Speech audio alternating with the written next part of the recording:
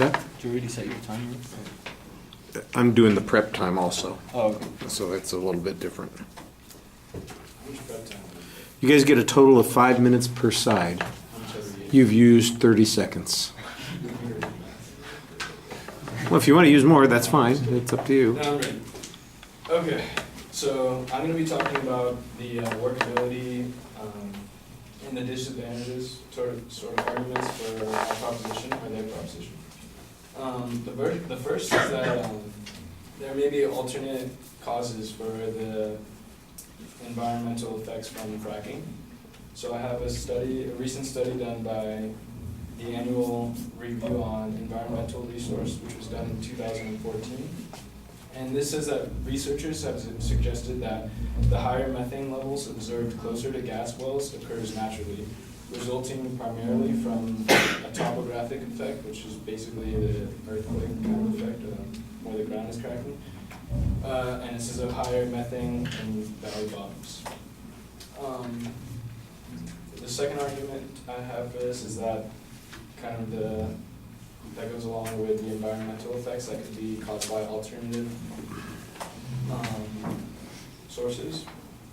So this was the same source that did the annual review on environmental resources in 2014, and they said that cracks from hydraulic fracturing do not connect drinking water to hydraulic wells. And they stated that in principle, hydraulic fracturing could open cracks thousands of meters underground, but connecting shallow drinking water aquifers to deep layers and providing a conduit for fracturing chemicals and forming brines, basically cracks where the water migrates upward. So they said that in theory this could happen, but in practice this occurrence is unlikely because of the depths of most target shale and tight sand formations, which is 1,000 to 3,000 meters down.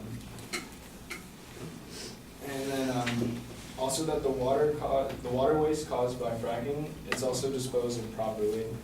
Let me see.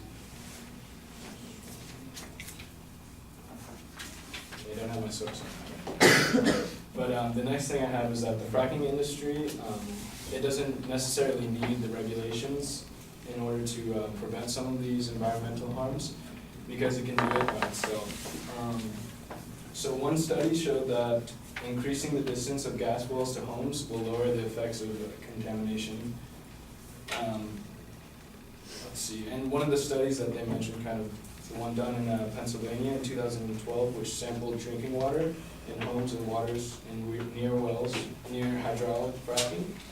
The propane was detected in wells in 10 of the 133 homes sampled, and all of these homes were approximately less than 1 kilometer from a shale gas well. And the fracking industry has done something about this. They've implemented new practices in hydraulic fracturing which make this a little bit safer. So they say that drilling is now done. Drilling is now done kilometers underground and to horizontal distances of 2 kilometers or more. And,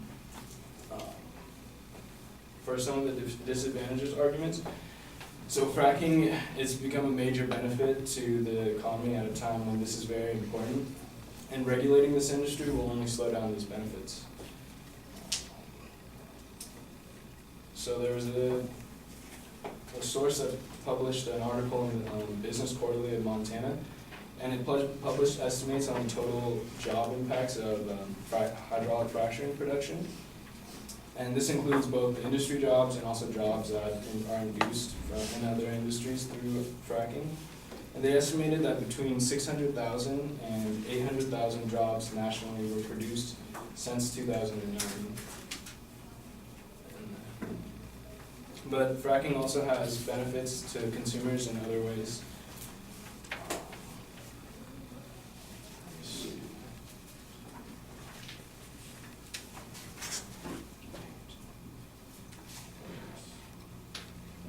Okay, yeah, so fracking can benefit consumers in other ways.